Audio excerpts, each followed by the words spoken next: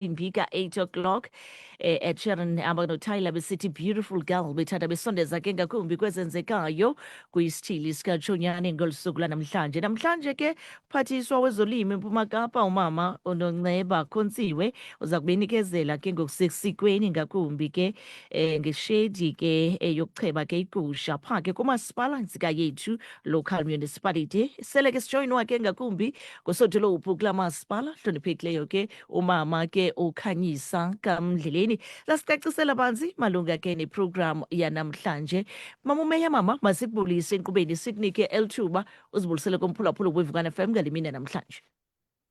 Enkosi Matshizima, ndizibulisele kuwe kuqala, ndibulise kwiziphathamandla zeVukani FM, abaphulaphuli beVukani FM ngokubanzi, kodwa ndibulise ngokukhethekileyo kubaphulaphuli baseyintsika yethu municipality, iidolophu zombini, iTsomo kwakunye neCofimvaba, iwadi zoyi-21 kwakunye nabo bonke abasemagunyeni okulawula kulo masipalathi waseyintsika yethu. Ndithi molweni ngale ntsasa yangoMvulo.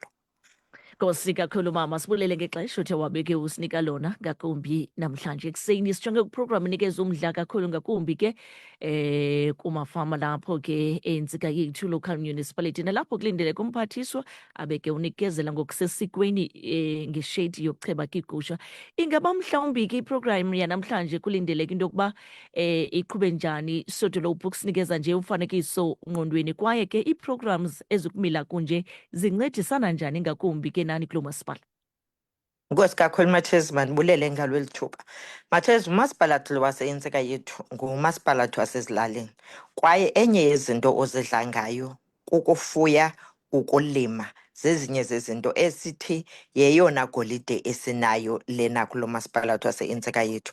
Kungoko ke umphathiswa wezolimo umama uKhontsiwe eza kube elapha emahlubini kwaWard 14 namhlanje. Akaqali ke Matshizi ukuzokunikeza ngeshedi kulo masipalathi waseyintsika yethu. Kwezi nyanga zigqithileyo besingapha kwaWard 1 nalapho ebesawukwenza ngokuba eyokunikeza ishedi. Le nto sithi lo masipalathi ngumasipalathi ozidlayo ngokulima, ngumasipalathi ozidlayo ngokufuya. Iyenza ke loo nto incedisana nathi singulo masipalathi ngoba kaloku abantu balapha eintsika yethu babhiliva ekulimeni, babhiliva ekufuyeni. So namhlanje siza kube sisemahlubini ngentsimbi yethubi. Iyancedisa ke msasazi le nto kubantu xa bethe bakwazi ukuqokelelana, bakwazi into okokubana babe nee-ideas, bakwazi into okokubana futhi le nto yokucheba ungakwazi into okokubana uboya bakho ubunike aba bantu babizwa ngokuba ngoobhoyabhoya.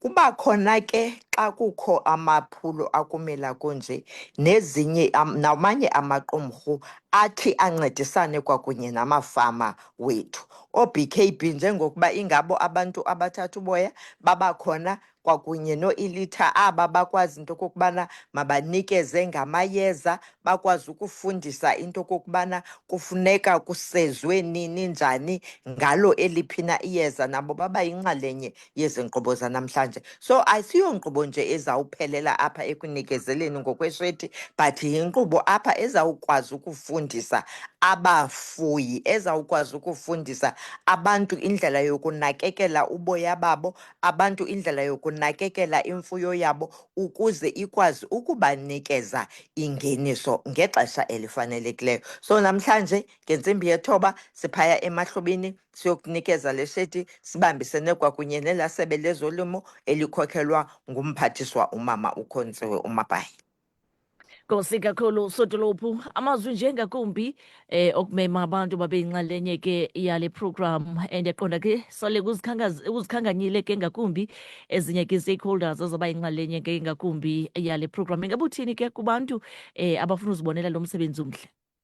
Simema msasazi abantu abafuna uzibonela lo msebenzi, ngakumbi abafuyi beegusha, bakwazi into okokubana babe khona, babe yinxalenye. Kodwa ke into endiyithandayo ngamafama ngabantu abakwazi into okokubana mabasapotane, bayaphuma kwiimbombozone so that bazokwazi ukubonakalisa inkxaso kuye kwabo bathe bawelwa lelo thamsanqa, ukuze bazokwazi ukuyazi into okokubana urhulumente usebenza kanjani nabo bangekazifumani matshisi shethi, because bakhona abasakhalayo abangekazifumani shethi, but uthe gqolo urhulumente into kokubana makakwazi ukunikeza ngexesha elifanelekileyo. Ndithetha nje nawe njengokubana ekwikota yesibini okanye yesithathu umama uMkhonciwe apha kunyaka-mali wakhe, kodwa sesiyile ukuyokunikeza eyokhiwayo ke ngoku ishedi ngapha kwaWard 5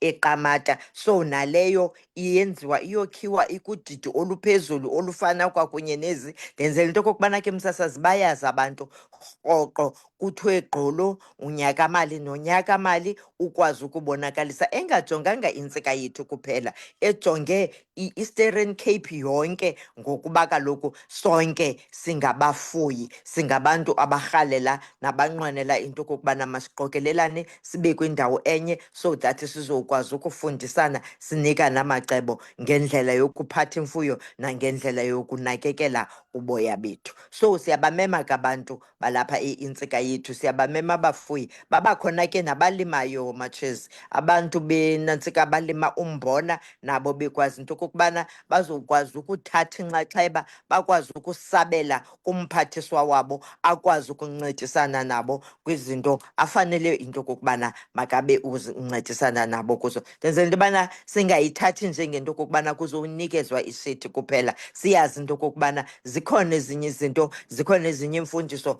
abantu ekufanele into okokubana babe bayazifunda ngokwezi-stakeholders eziza kube zikhona ziyinxalenye yalo msitho Matshezi. Yebile Sotolophu Nkosi mama, masibulele ngexesha othe wabeke usinika lona enkqubeni. Sithembe neprogram yanamhlanje yaba yimpumelelo. Nkosi kakhulu Matshezi, siyabulela nakuwe ngosoloko usithi gqolo ukwazi into okokubana mawukwazi into okokubana imiyalezo yethu mayikwazi ukufikelela nakuye wonke umntu enakho ukufikelela kuye. Inkosi kakhulu. Nkosi kakhulu Sotolophu. NguSotolophu ke kumasipala intsika yethu local municipality yohloniphekileyo mama uKhanyisa kaMdleleni. Thetha loo nto sibeka phaa ke kwimizuzu 10 kube ithe phaa ke intsimbi ka-8 o'clock. Siyaphinde ngoku umphulaphuli siyaphaa